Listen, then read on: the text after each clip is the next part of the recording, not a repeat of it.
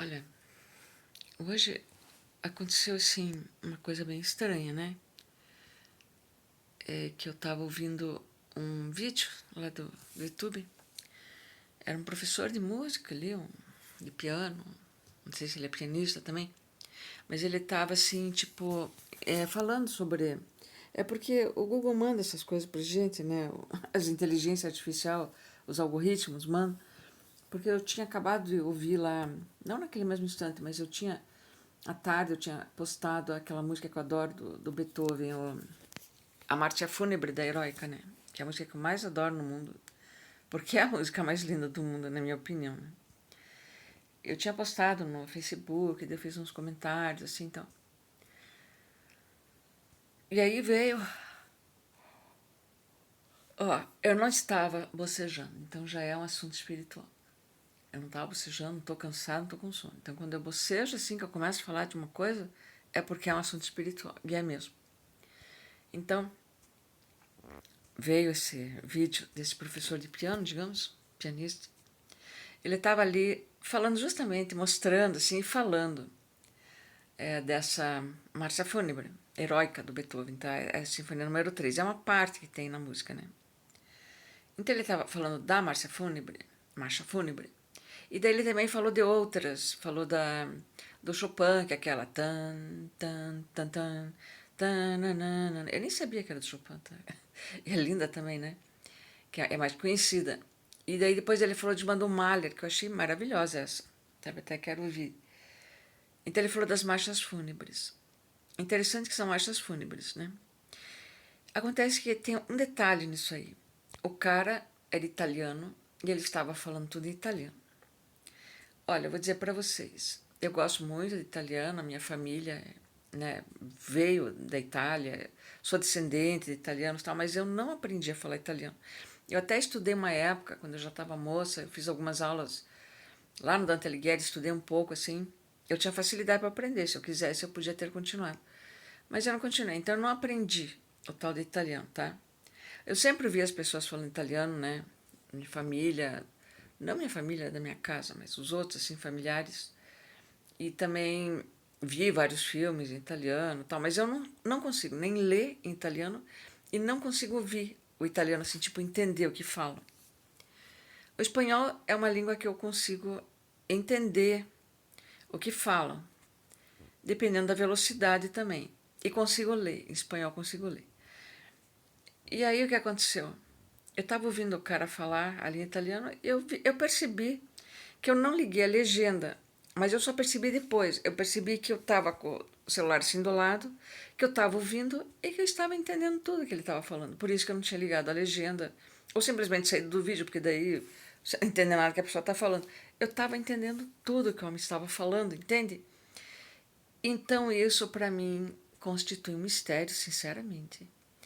Aí como é, eu acho assim, pela razão, pelas coisas que eu estou colocando na minha razão, na minha mente, que eu estou raciocinando sobre o assunto, eu tenho uma certeza, é quase uma certeza mesmo, de que eu vou ser morta, que eu vou morrer. Que é o cara que vai me matar, né? Porque que ele vai mandar alguém, vai acontecer alguma coisa assim, relativa a essas coisas que eu estou sabendo, porque isso, já hoje também eu ouvi um vídeo falando sobre vitimologia, tá? Em como a vítima constrói o seu assassino. Eu construí ele, né? Eu estou falando para ele as coisas que eu estou vendo, porque realmente a gente não pode. Você está vendo que uma pessoa está fazendo de coisas criminosas, assim, mesmo que você não esteja atingindo aquele ponto, porque daí precisaria de uma investigação e tal, mas você está vendo aquela movimentação, você não pode falar para a pessoa, né? Não pode falar. E eu fui falando para ele, eu escrevi os e-mails para ele contando que eu estava vendo, e agora ele me processou por causa desses e-mails, né? Mas será que vai dar alguma coisa esse processo? Porque se eu for me defender, digamos que isso caminha, eu vou saber me defender e eu tenho provas para mostrar, evidências, que daí não vai ser tão fácil para ele, assim, simplesmente, tipo, me silenciar. Ele não conseguiu ainda, né? Bom, enfim, está acontecendo tudo isso. Então, pela razão, eu acho que por mais que eu me afaste disso, tá? Que eu não vá denunciar, que eu até pare de escrever, que eu não escreva mais o livro, que eu nem faça mais o zine por enquanto, né? Porque eu também estou cansada disso. Eu quero retomar aquela minha rotina que eu tinha antes, eu quero escrever os meus poemas, os meus textos, quero organizar, sabe? Quero voltar ao livro antigo que eu estava escrevendo. Eu realmente quero fazer isso, tá? Mas ele, será que ele acredita nisso? Ele não confia em ninguém, gente, porque ele não é uma pessoa de confiança nenhuma, né? Então ele não confia em ninguém mesmo. Eu acho que ele não acredita nem um pouco, tá? E que ele tem que se livrar de mim, né? De alguma maneira, porque como é que ele vai viver assim, em paz? Sabendo que basta eu abrir uma rede social e eu vejo lá tudo que ele está fazendo, porque eu já conheço, eu sei quais são os perfis falsos dele. Enfim, eu sei, eu já percebo essas coisas, né? E aí? E como é que vai ser? E aí eu vou ligar agora, eu vou linkar, como se diz, com essa aula de música que esse professor estava dando, e ele estava falando italiano e eu estava entendendo. Sabe por quê? O que eu quero dizer com isso? Eu quero dizer com isso que eu acho que a minha avó italiana, a minha avó paterna, ela tem conversado comigo em sonhos. É isso, eu acho que já faz algum tempo, né? Para eu estar entendendo tanto italiano assim. Porque quando meu pai faleceu, uns 10 dias antes dele falecer, os meus sonhos ficaram muito nítidos. Eu sempre tive assim uma.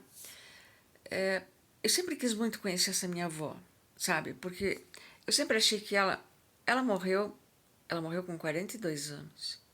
A minha avó materna com 46, eu não conheci nenhuma das duas, né? Eu nasci depois.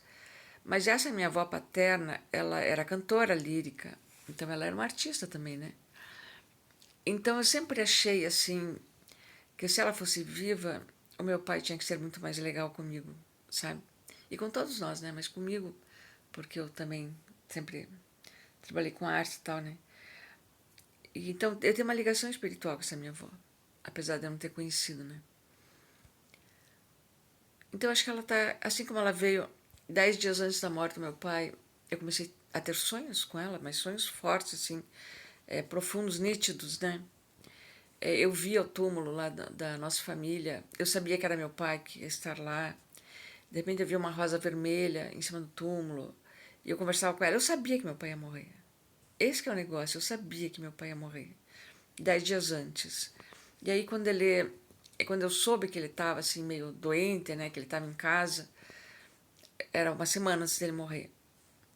Então eu fui lá. Eu fiquei cuidando do meu pai durante uma semana. Ele realmente ele estava em casa, ele não estava bem. Meu pai era cardíaco, né? Então ele estava em casa. Meu pai nunca ficava em casa. Imagina se ele ia deixar de trabalhar, né? Mas ele estava.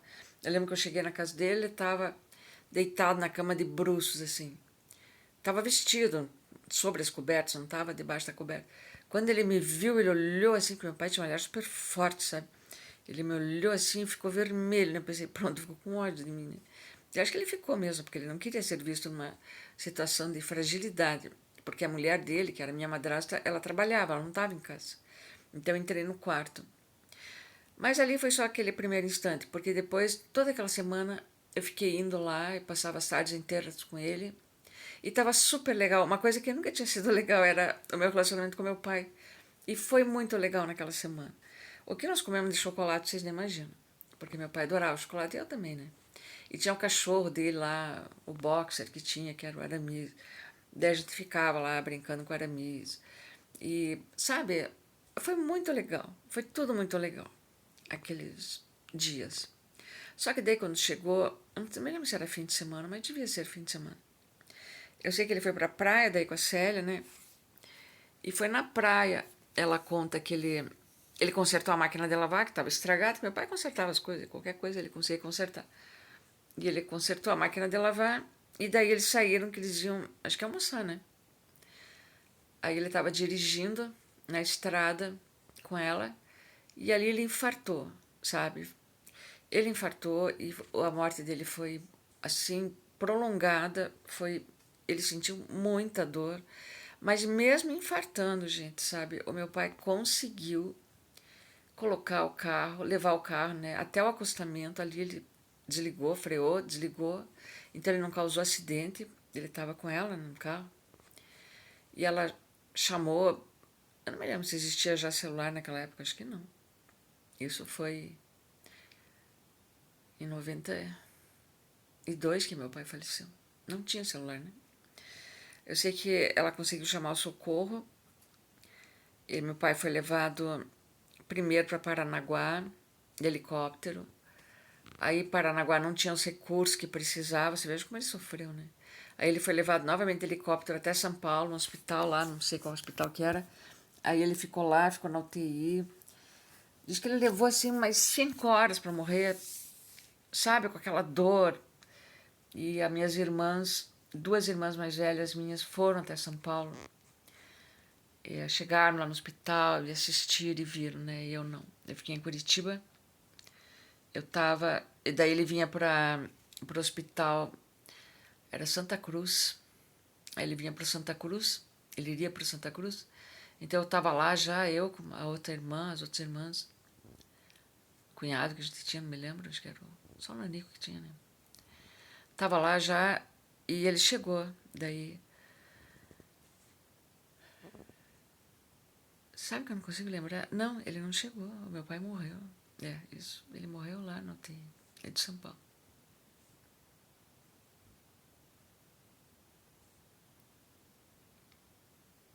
E foi isso que aconteceu. A UTI estava preparada para ele em Curitiba, né, no Santa Cruz, mas ele não veio.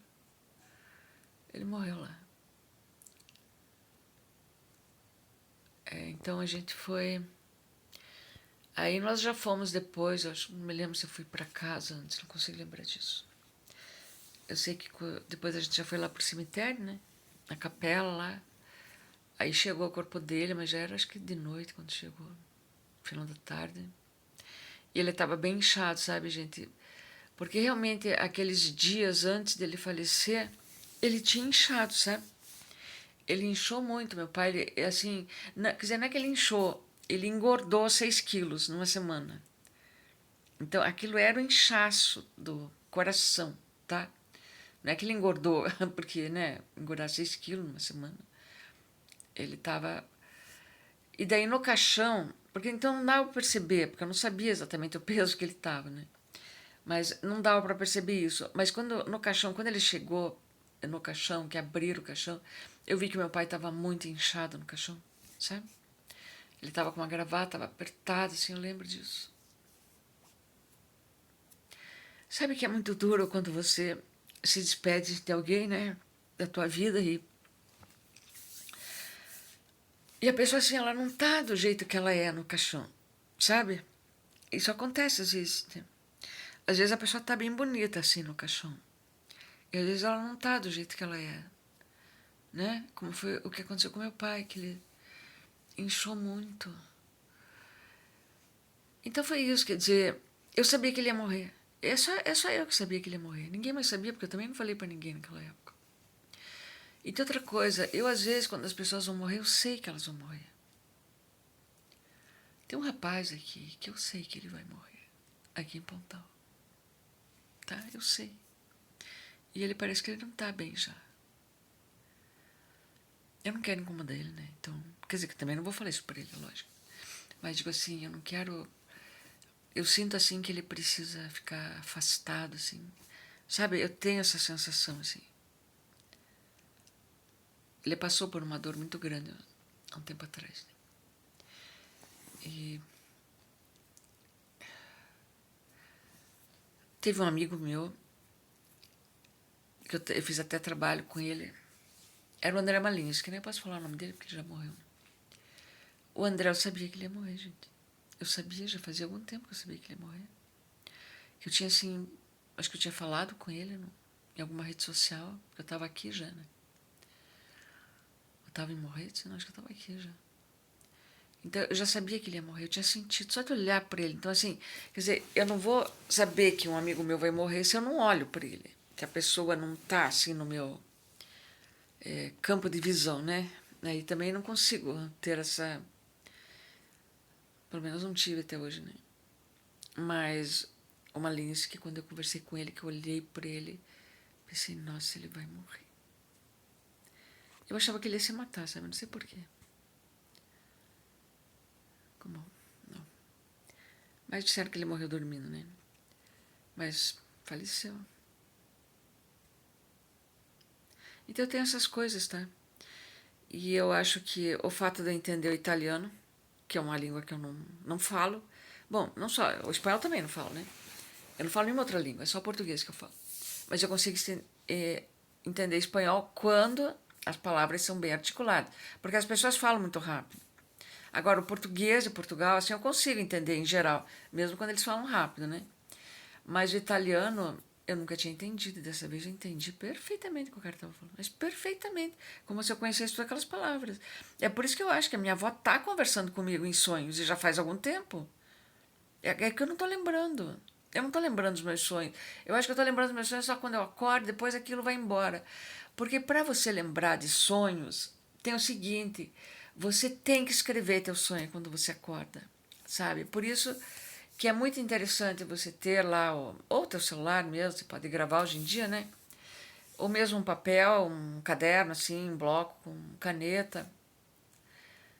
Eu acho melhor ter o bloco com caneta e o gravador, porque vai que você acorda de manhã, teu celular acabou a bateria, né? Então, tem o bloco com caneta também.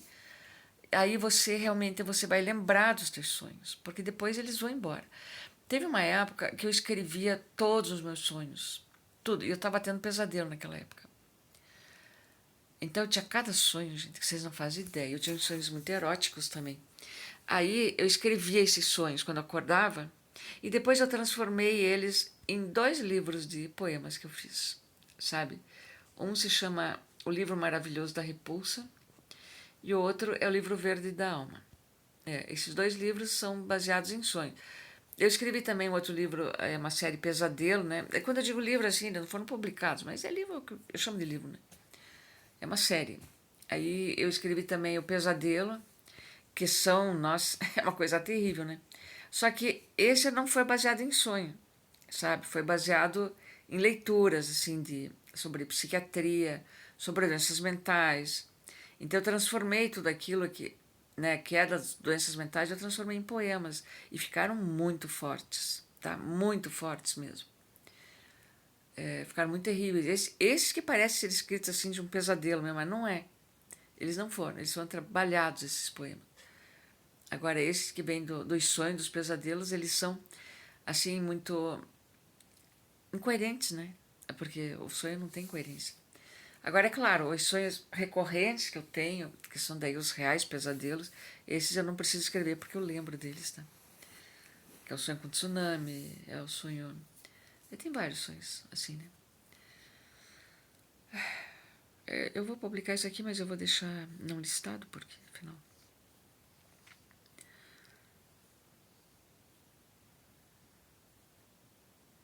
É estranho, né? Quando você tem essa sensação. Ah, tem outra coisa que eu queria falar também. Eu tenho certeza de uma coisa agora. Eu tenho certeza que o TX, esse que fez o vídeo aqui comigo, eu não sei se realmente o K falou para ele vir, se conheceu ele em algum lugar, assim, sabe? Mas eu acho assim que o TX ele não está envolvido de verdade com o K, sabe? Eu estava achando o contrário esse dia, mas eu tô achando que não. É que tem o seguinte, eu acho que o K usou os documentos do TX. Muita coisa que eu achei dele, eu acho que não era dele. Eu acho que era o K que fez, não sei. E ele realmente também fez um monte de perfil no nome dele, né? Desse menino do TX. Eu nunca mais vi ele. Eu acho que ele ficou com bastante medo, assim. Eu acho que ele nem sabia exatamente o que estava acontecendo. Eu acho que eles combinaram dele vir aqui. Ele tinha alguma coisa que ele tinha que saber ou fazer, não sei, que ele não fez. Que ele teve medo, talvez. E depois, eu acho que... Eu só falei depois com o K. Eu acho, inclusive, que o telefone que o TX tinha, que ele ligou para mim, ele era do K, sabe? Eu acho que o K continua com esse telefone, porque agora tá no nome do TX. Antes estava no nome de uma mulher, Agora tá no nome dele, do menino. Mas acho que é mais assim pra, sei lá. Mas não é ele. Eu acho que ele mudou de telefone. Depois que nós tivemos o nosso encontro aqui, ele passou várias vezes. Mais ou menos uma semana depois, ele começou a passar com a moto dele aqui. Ele vinha aqui. Quer dizer, eu não sei. Tá, eu não sei exatamente, porque teve esses dias que ele veio com a moto, ele ficou parado aí iluminando, só podia ser ele. Só se era um outro, né? Mas era a mesma moto, né? Então, eu não sei direito, mas eu sei que tem muito mistério nessa história, tá, gente? E não é só mistério de coisas que eu não conheço, né? De estelionato, não sei o que, coisas que eu não conheço, mas tem mistérios espirituais nessa história também. Tem muitos mistérios espirituais, porque quando eu fiquei aqui com o K, eu tive a sensação nítida, aliás, não é sensação, aconteceu, de eu sair do peito dele, o peito que estava deitado nessa minha parte, então era o peito esquerdo dele, deitado aqui, saiu do peito dele. Uma matéria, era matéria, embora invisível, né? Eu não toquei na matéria, mas foi uma coisa material que saiu e entrou dentro do meu peito. Entenderam? Foi isso que aconteceu. Foi assim que eu me apaixonei por ele. Aquilo entrou dentro do meu peito e aquilo viajou aqui na garganta, na boca, no ventre, sabe? Foi isso que aconteceu. E por isso que eu sinto que eu tenho uma ligação forte com ele, apesar de tão pouco tempo que a gente esteve junto, muito pouco tempo. Né? E de todas essas coisas, e é por causa disso, tá?